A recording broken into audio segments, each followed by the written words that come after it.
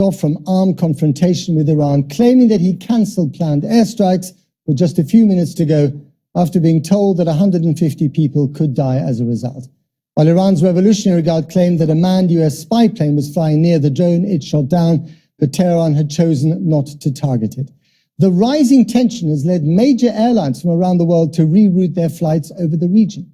From Washington, here's Danny Eisdale. Shooting down aircraft in international airspace is an act of war. So here's what Iran needs to get ready for. Severe pain. If they're itching for a fight, they're going to get one. To a soundtrack of angry senior Republicans demanding payback, an emergency classified briefing gets underway in the basement of the White House.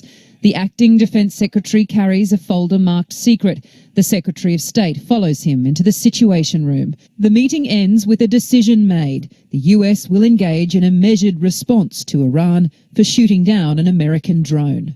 Later that evening, as protesters gather outside, a military strike is ordered. US planes about to take off, ships in position, when Donald Trump's gut tells him no.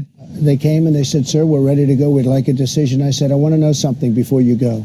How many people will be killed? In this case, Iranians." I said, "How many people are going to be killed?" "Sir, I'd like to get back to you on that." Great people, these generals. They said, came back, said, "Sir, approximately 150. And I thought about it for a second. I said, you know what? They shot down an unmanned drone, plane, whatever you want to call it.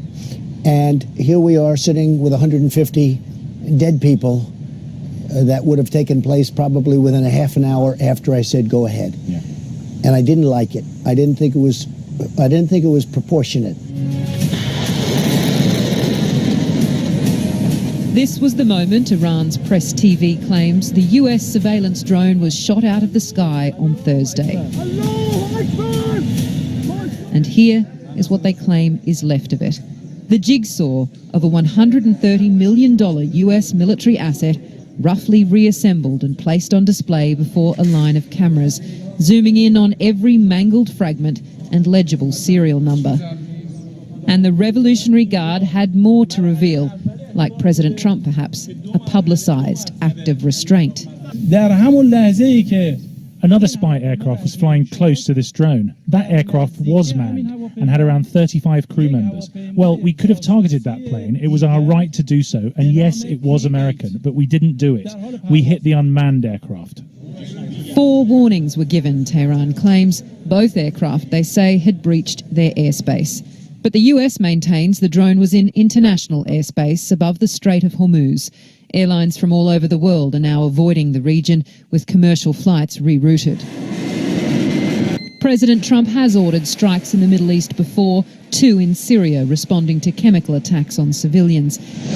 Hitting Iranian targets would be a very different calculation, and one that will still be under consideration. Our diplomacy does not give Iran the right to respond with military force. And Iran needs to meet diplomacy with diplomacy.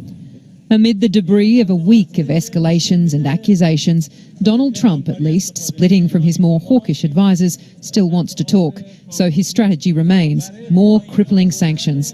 But Iran may eventually force America to choose between maximum pressure or military action. When Donald Trump was elected president, his critics were concerned his volatility and unpredictability would be dangerous. After all, he's the man with the nuclear codes. There was a common refrain then, well, I hope there's an adult in the room. Well, now people are remarking, last night he was the adult in the room. This is more evidence of a rift between him and some of his advisors. His national security advisor, for example, John Bolton, usually takes a much more aggressive stance on this particular issue. But it was Donald Trump who stepped back from striking back. Now, these options are all still on the table. This is not the end of this story. One tweet saying, we're cocked and loaded, but pulled back. It doesn't finish here. Anything could happen now. But it is interesting that Donald Trump's position is less like the Republicans on the Hill and his advisors, and more like the Democrats, who are saying this needs to be de-escalated as soon as possible.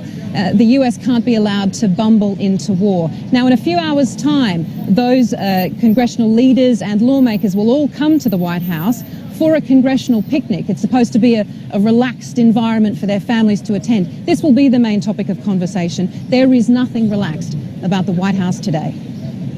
Indeed. Danny, thank you very much indeed. And in just a few minutes,